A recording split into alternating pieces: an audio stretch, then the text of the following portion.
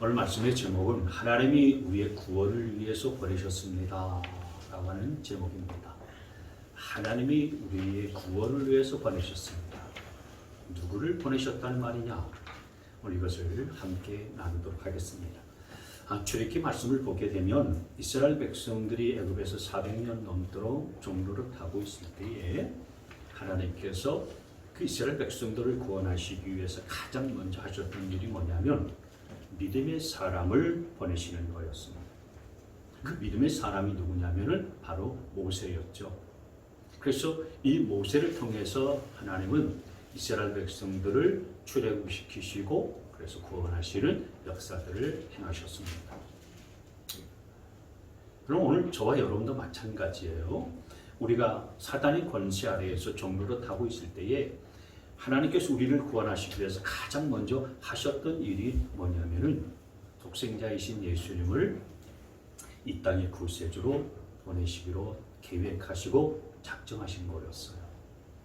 그래서 구약 성경을 보게 되어지면은 선지자들을 보내셔서 그 선지자를 통해서 이제 장차 너희를 구원하고 또 너희를 건져줄 메시아가 오게 될 것이다. 이걸 예언하게 하시고 전하게 하셨어요.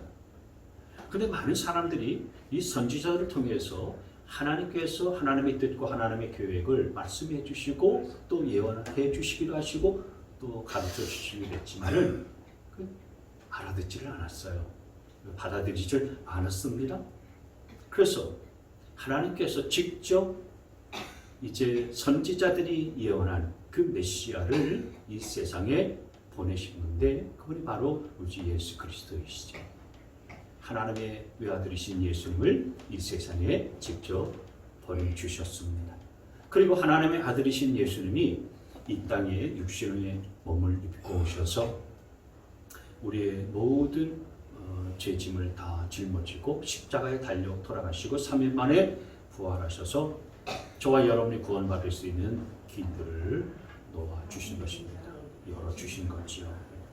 자, 그런데 여러분 문제는 예수님이 십자가에 죽으셨다고 해서 모든 사람들이 다 구원받는 것은 아니라고 하는 거예요.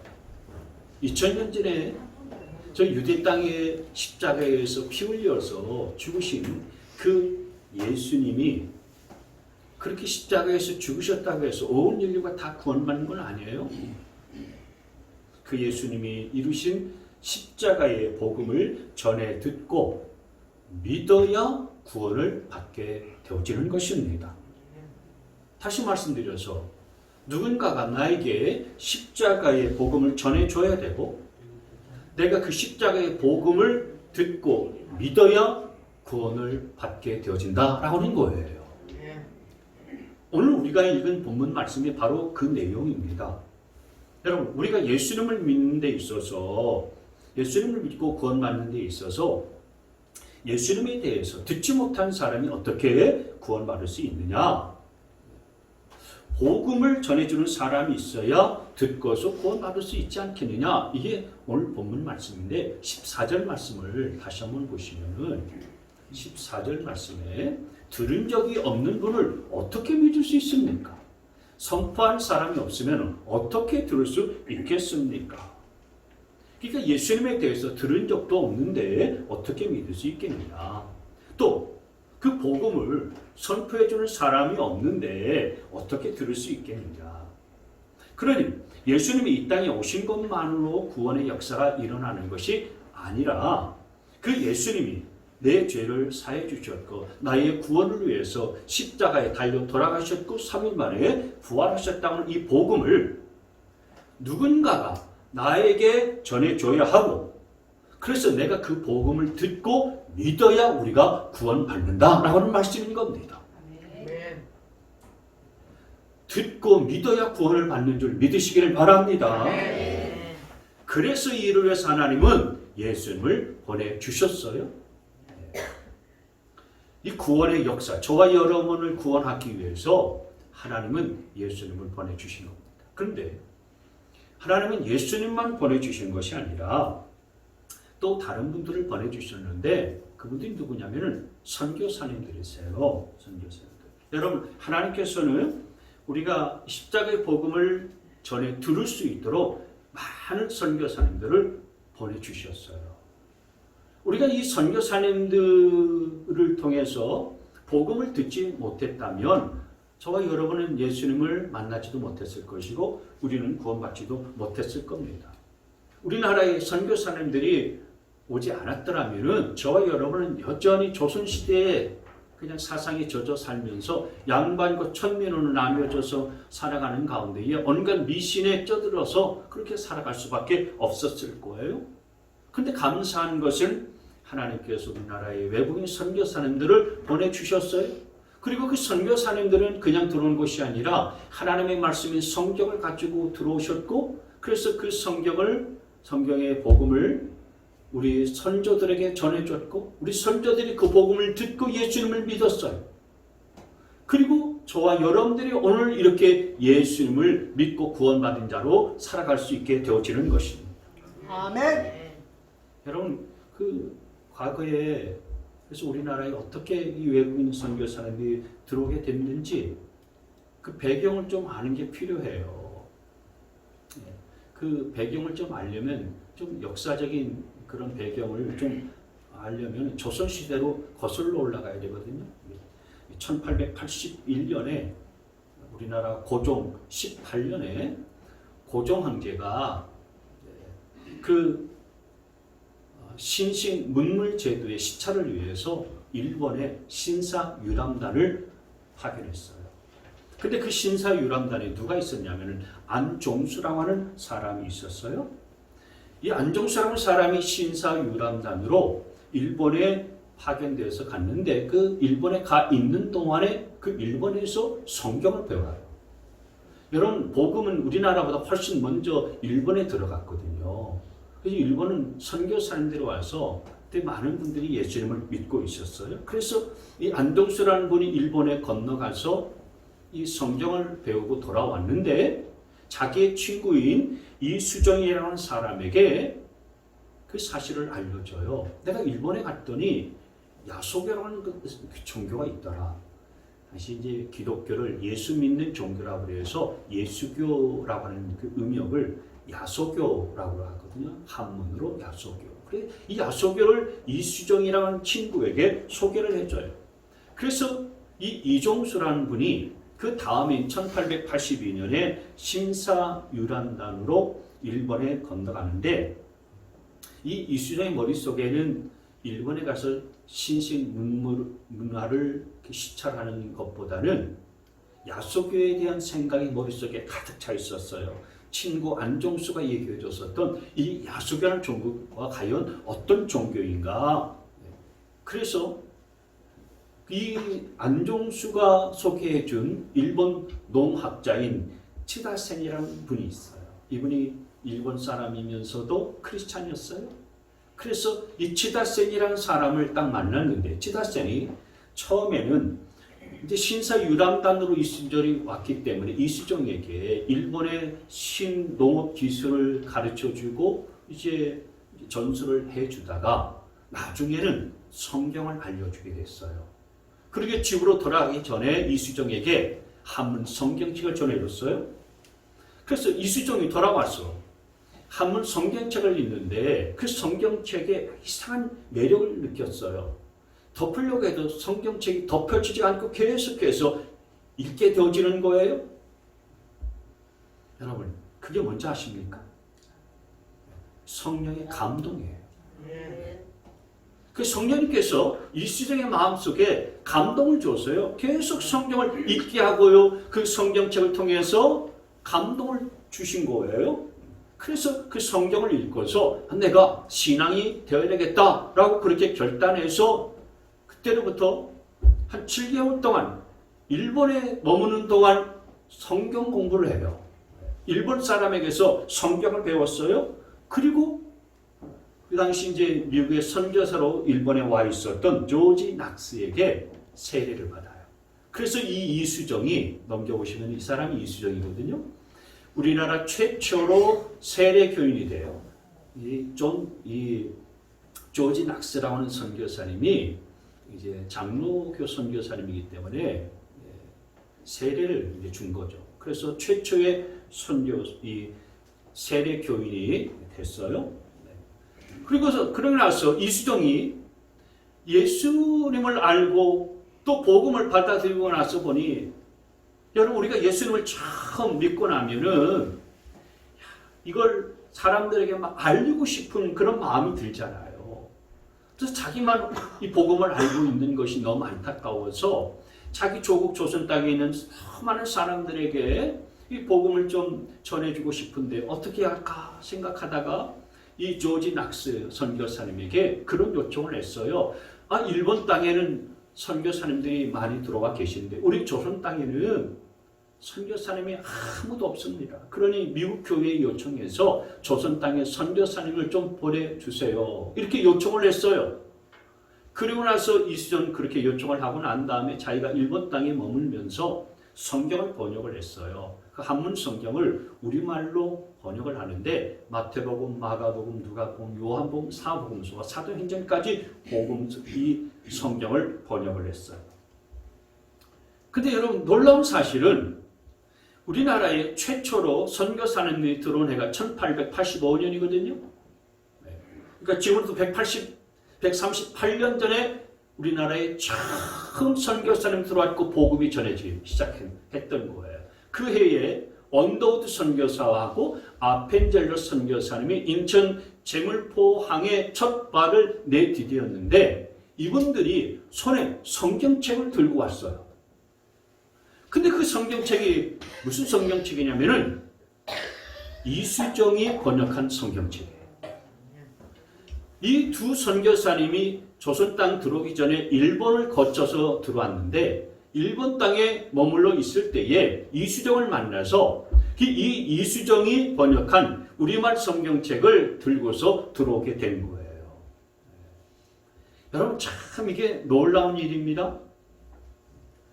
여러분, 성경책을 선교사님이 번역된 현지어 성경책을 가지고 들어온 일은요, 흔치 않은 일이에요.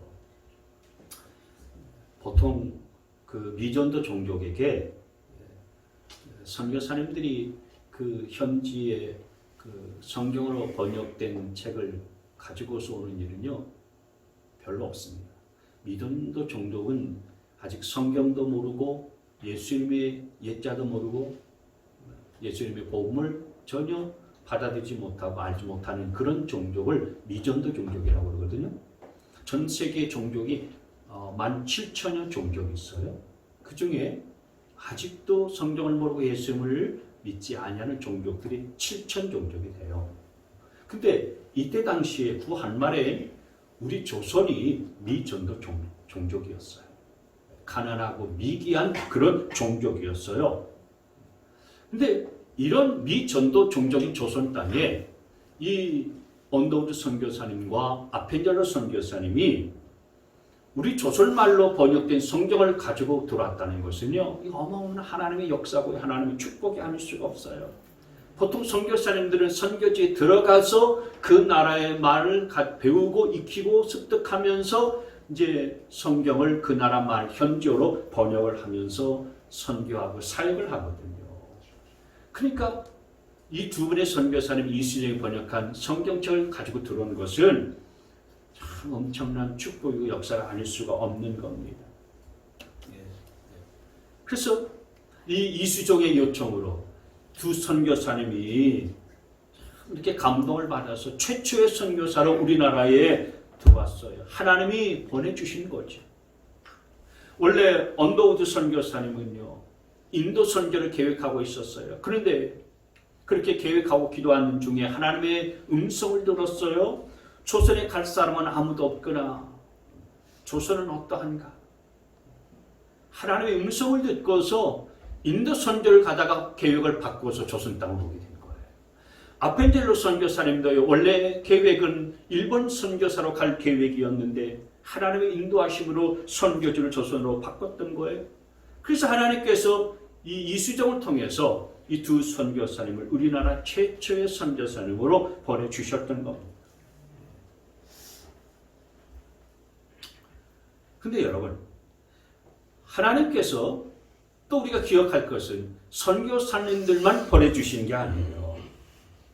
여러분, 선교사님들이 아무리 이 땅에 들어와서 하나님의 말씀을 전하고 복음을 증거하고 또 하나님의 말씀을 가르쳐 준다 할지라도 성령님이 우리의 마음 가운데 들어오셔서 우리가 그 복음을 깨닫게 해주지 아니하시면은 아무리 하나님의 말씀을 들어도 우리가 예수님을 믿을 수가 없습니다. 그래서 성경 말씀 고린도전서 12장 3절 말씀에 이같이 말씀을 했어요. 성령을 힘입지 않고서는 아무도 예수는 주님이시다 하고 말할 수 없다. 그러니까 성령님의 감동하심과 성령님을 힘입지 않고서는 누구도 예수님을 주님이라고 그렇게 고백할 수가 없는 거예요.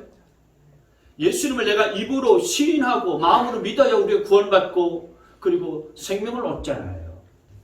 그래서 성령님이 내 마음을 감동해 주시고 깨달을 수 있도록 영적인 눈을 열어주지 아니하시면 누구도 복음을 받아들일 수 없고 예수님을 믿을 수가 없어요. 그런데 감사한 것은 선교사님들이 전해준 복음을 우리들이 듣고 믿도록 하기 위해서 우리 마음 가운데에 성령님을 보내주셨다는 사실들을 믿으시기를 바랍니다. 그 성령님이 내 마음을 감동해서 우리가 하나님의 말씀을 듣고 복음을 듣게 되어질 때에 그것이 깨달아지게 되어지고 그것이 믿어지게 되어지는 거예요. 그래서 성령을 통해서 내가 이 말씀이 믿어지고 받아들여지게 되어지고 이해가 되어지고 또 그 말씀이 순종케 되어진다면 확실히 내가 하나님의 자녀된 게 맞다. 정말 예수님께서 나를 위해서 십자가에 달려 돌아간 것이 확실히 믿어지는 것은 그것은 내 생각, 내 의지에서 생겨나는 것이 아니라 성령님께서 그렇게 도와주셨기 때문에 되는 거예요. 아멘. 성령님의 감동하심 때문에 그것이 믿어지게 되어지는 것이거든요. 그래서 이런 성령님의 그런 감동하심이 우리 가운데 있는 겁니다. 오늘 그 찬양팀이 부른 찬송가 310장 가운데도요. 그런 찬송이 있었잖아요. 3절 말씀에 왜 내게 성령 주셔서 내 마음 감동에 주 예수 믿게 하는지 난 알 수 없도다. 왜 내게 성령 주셔서 내 마음 감동에 주 예수 믿게 하는지 난 알 수 없도다. 앙콜이 없으니까 여기서만 저희 부친 목사님께서 늘 설교 시간에 그 찬송 부르시면서 이런 멘트를 쓰셨어요. 네. 앙콜도 안 하신다고. 왜 나 같은 사람에게 성령 보내주셔서 내 마음을 감동해서 예수를 믿게 하는지 이건 내 의지가 아니다 이거예요. 성령님이 우리의 마음을 움직여 주시고 또 감동 주셔서 우리가 예수님을 믿게 되는 줄 믿으시길 바랍니다. 그래서 성령님을 보내주신 것이 하나님의 은혜다 이겁니다. 이 모든 것들이 우리를 구원하시기 위해서 보내주신 하나님의 은혜인 것을 믿으시기를 바랍니다. 넘겨보세요. 같이 한번 읽습니다. 시작. 모든 것이 보내주신 하나님의 은혜다. 예수님을 보내주시고 또 성령님을 보내주시고 또 선교사님을 보내주시고 또 선교사님을 통해서 듣게 되어지는 복음을 내가 믿고 받아들일 수 있도록 성령님을 보내주시고 그래서 우리로 하여금 믿게 하시고 구원받게 하여 주신 것은 전적인 하나님의 은혜인 줄 믿으시기를 바랍니다. 그래서 여러분 성경을 가만히 보시면 성경에 나오는 구원의 역사 뒤에는 반드시 뭐가 있냐면은 보내주시는 하나님의 은혜가 있더라 이거예요. 보내주신 하나님의 은혜가 있어요. 사도행 10장 말씀에 보면은요, 이방인 백부장 고넬료라는 사람이 있는데 그 고넬료 가정에 구원을 주시기 위해서 하나님이 누구를 보내셨냐면은 베드로를 보내셨어요. 어느 날 고넬료가 기도하다가 환상을 봤는데 그 환상 중에 하나님께서 말씀하신 걸 들었어요. 고넬료야, 근데 저 요바에 베드로라는 사람이 있는데 그 사람을 불러서 초청해서 하나님의 말씀을 듣거라. 그래서 베드로를 초청하고 모시기 위해서 사람을 보냈는데 그 다음날 베드로도 요바에서 환상을 봐요. 환상을 보는데 베드로야 너 이방인 고넬료의 집으로 가라. 하나님 그 사람은 이방인이고 나는 유대인 아닙니까? 하나님은 이방인을 제쳐놓고 우리 유대인들을 택하셨잖아요. 너 아니다. 너 몰라서 그런 소리 하는 건데 이방인도 구원받아야 될 그런 백성이다. 그러니 그 이방인의 집에 가서 말씀을 전하거라. 그래서 하나님의 음성에 순종해서 이 베드로가 이방인 고넬료의 집에 보내졌어요. 그래서 말씀을 전하고 고넬료와 그의 가정이 예수를 믿게 되어지고 구원받는 역사가 나타나게 된 줄 믿습니다. 또 여러분 하나님께서는 유럽 대륙의 관문이 빌립보였거든요. 그 빌립보 지역에 루디아에게 복음을 전하고 그 루디아를 구원하기 위해서 누구를 보내셨냐면은 사도 바울을 보내셨어요. 원래 사도 바울은 유럽에 갈 생각과 계획이 없었어요. 그냥 소아시아, 지금의 터키 지역에 머물면서 복음을 전하고 교회를 세우는 것이 계획이었어요. 그런데 안중에도 없었던 그 유럽 대륙을 향해서 나아갈 수 있도록 하나님께서 사도 바울의 마음을 감동시켰어요. 그래서 유럽의 첫 관문인 빌립보 지역에 누가 살고 있었냐면 루디아가 살고 있었어. 그래서 그 루디아를 만나가지고 그 루디아에게 복음을 증거하고 그리고 그 루디아 집에서 교회를 세워서 빌립보 교회가 세워졌고 그 빌립보 교회가 유럽을 복음 증거하는 데 있어서 처음 교회가 된 거예요. 뿐만 아니라 하나님께서는요 그 빌립보 감옥에 있는 간수 그 간수를 구원하시기 위해서 사도 바울과 실라를 보내셨습니다. 참 그걸 보면 하나님의 보내신 은혜는 놀라워요. 하나님이 어디까지 보내시냐면은 감옥까지 보내십니다. 감옥에 있는 간수와 그 가정을 구원하시기 위해서요. 이 사도 바울에게 억울한 누명을 덮어 씌워가지고 감옥에 들어가게 하시지 않습니까?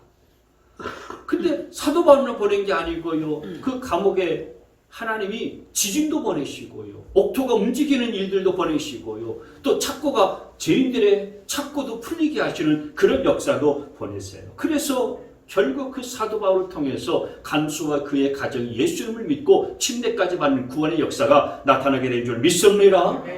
그래서 여러분 모든 구원받는 역사의 뒤에는 반드시 뭐가 있냐면 보내주신 하나님의 은혜가 있더라 이거예요. 저와 여러분도 마찬가지 아닙니까? 가만히 생각해 보면은 우리가 구원받고 하나님의 은혜를 누리면서 오늘 예배하는 이 자리 가운데 있게 되어진 것도요. 하나님께서 누군가 내게 보내주셨기 때문에 내가 그 사람을 통해서 예수님을 믿고 복음을 듣고 그래서 오늘 하나님 예배하는 이 자리 가운데 있게 된 거예요. 여러분 가만히 생각해 보세요. 그때는 몰랐는데 지금 가만히 돌이켜서 생각해보고 깨닫고 보니까 하나님이 그 사람을 내게 보내주셨구나.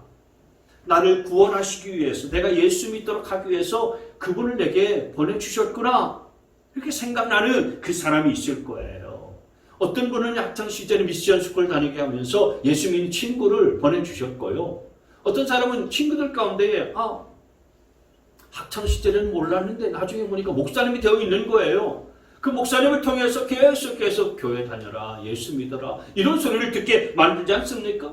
또 어떤 분은 집 뒤에 교회가 있는 거예요. 그리고 어떤 분은 친척 중에 장로님도 계시고 어떤 분은 또 권사님도 계시게 하는 거예요. 시집을 나서 보니까 또 믿는 집안에 나를 보내주신 거예요. 그리고 남자분들은 군대에 가서 짧은 기간이지만 초코파이 준다고 해서 교회 나가기도 하면서 하나님이 그렇게 보내주시는 겁니다. 주변에 그렇게 믿는 사람들을 보내주시는 거예요.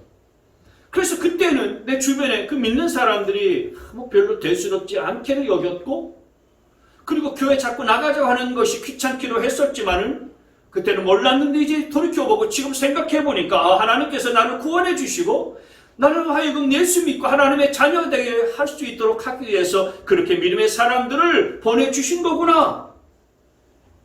여러분 이게 보내주시는 하나님의 놀라운 은혜인 줄 믿으시길 바랍니다. 아멘. 나를 구원하시기 위해서 하나님께서 그렇게 많은 사람들을 그렇게 보내주셨고요. 붙여주신 거예요. 그래서 내가 구원받고 오늘 이 자리에 앉게 되어져 있다면, 그렇다면 여러분, 이제는 내가 그 은혜를 다른 사람들에게 하나님의 은혜와 사랑을 나눠주고 또 전해주고, 그래서 그들을 구원하는 데 쓰임받아야 되는 저와 여러분이 되어야 되리라 믿습니다. 아멘. 그래서 여러분, 하나님께서 보내주시는 그런 은혜는 지금도 사실은 계속되어지고 있는 거예요. 여러분, 왜 내가 이 회사를 다니고 있나? 가만히 생각해 보면은요, 회사 일만 하라고 나를 그곳에 보낸 것이 아니고, 그 회사에 있는 영혼들을, 하나님이 택하신 자들을 구원하도록 하기 위해서 먼저 믿은 나를 그 회사에 보내셨다는 사실들을 믿으시기를 바랍니다. 아멘. 왜 하나님께서 나를 이 직장에 보내셨나? 그 직장에 있는 하나님의 택한 자들을 구원하시고 건지시기 위해서 먼저 믿은 나를 그 직장과 그 일터 속에 보내셨다는 사실들을 기억하시길 바라요. 내가 왜 안 믿는 이 집안에 시집오고 장가왔나? 먼저 믿은 나를 통해서 안 믿는 이 집안, 안 믿는 이 시대에 하나님이 택해서 구원받게 해야 될 자가 있기 때문에 나를 보내셨다는 사실들을 믿으시기를 바랍니다. 내가 왜 이 동네에 살고 있냐? 그 다른 이유가 아니에요. 내가 살고 있는 이 동네의 내 주위의 이웃분들을 하나님께서 구원하시기로 작정하셨는데, 그들을 구원하시기 위해서 먼저 믿은 나를 그곳에서 살게 하시고 이 동네에서 살게 하셨다는 사실들을 믿으시기를 바랍니다. 하나님께서 여러분, 저를 10년 전에 이곳에 보내주셨어요. 왜 저를 이 동행교회로 보내주셨을까요? 저는 제가 여러 번 말씀드렸지만 개척에 별 소명이 없는 목사라고 생각해 왔었던 목사였어요. 근데 왜 하나님께서 이 달동에 동행교회를 개척하게 하시고요, 이곳에 저를 보내셨을까요? 저를 왜 이곳에 서게 만드셨을까요? 부족하지만 받은 은혜를 우리 동행교회를 찾은 영혼들에게 나누라고, 이 땅에 이 지역에 주거하는 영혼들에게 내가 받았었던 그 하나님의 은혜와 하나님의 사랑을 나눠주라고, 전해주라고 하나님께서 저를 이곳에 보내주시고 이곳에 세워주신 줄 믿습니다. 아멘. 그렇습니다. 여러분, 하나님께서 나를 구원하시기 위해서 그렇게 믿음의 사람들을 내게 보내주셨어요. 그리고 또 구원의 역사를 이루기 위해서 믿는 나를 다른 사람들에게 또 보내주시기도 하시는 거예요. 여러분, 그래서 이렇게 보내주시는 일들이 있다면 그 사명에 저와 여러분들이 귀하게 쓰임받을 수 있게 되어지기를 축원합니다. 성탄절이 얼마 안 남았어요. 성탄절이 얼마 안 남았습니다. 성탄절은 나의 구원을 위해서 독생자이신 예수님을 하나님께서 이 땅에 보내주신 그 위대한 날을 기념하는 날이잖아요. 여러분, 하늘 보좌에 계셨던 우리 주님께서 우리가 똑같은 육체의 몸을 입고 이 땅 가운데에 오시고, 왜 죄악 많은 이 세상 가운데 오셔야 될 이유가 뭐겠습니까? 아니, 하나님께서 그 독생자 예수님을 이 세상에 보내시는 이유가 뭐였겠습니까? 죄악 가운데 있는 저와 여러분들을 구원하시고 우리의 생명을 살리시기 위해서인 줄 믿습니다. 아멘. 마치 애굽에 있는, 그래서 노예 생활하면서 고통받고 있는 그 이스라엘 백성들을 구원하기 위해서 하나님께서 믿음의 사람 모세를 보낸 것처럼, 그리고 바울과 실라를 그 감옥에 있는 간수와 그 가족을 구원하시기 위해서 보내신 것처럼, 여러분, 하나님께서도 오늘 저와 여러분들을 저 세상 가운데로 보내시고, 그래서 세상에 죽어가는 영혼들을 구원하시고 살리도록 하기 위해서 우리 모두를 보내셨다는 사실들을 기억하시기를 바랍니다. 아멘. 그래서 바라기는 우리의 성탄절이 다가오는 지금 저와 여러분들이 외아들이신 예수님을 아낌없이 저와 여러분을 위해서 보내주신 그 하나님의 놀라우신 은혜와 사랑을 생각하고, 동시에 나를 이 동행교회로, 나를 이 가정으로, 나를 이 직장과 일터로, 나를 그 동네로 보내주신 하나님의 보내주신 은혜를 여러분이 깊이 생각하면서 주위 사람들에게 복음을 전하면서 살아갈 수 있는 저와 여러분 되시기를 바랍니다. 그래서 그들이 구원받고 그리고 믿음으로 서는 일들에 우리가 도움을 줘서 그분들이 고백하기를 당신과의 만남이 하나님이 내게 보내주신 은혜였습니다. 이렇게 고백하는 그 고백을 듣고서 저와 여러분 하나님 앞에 영광 돌릴 수 있게 되시기를 주님의 이름으로 축복합니다.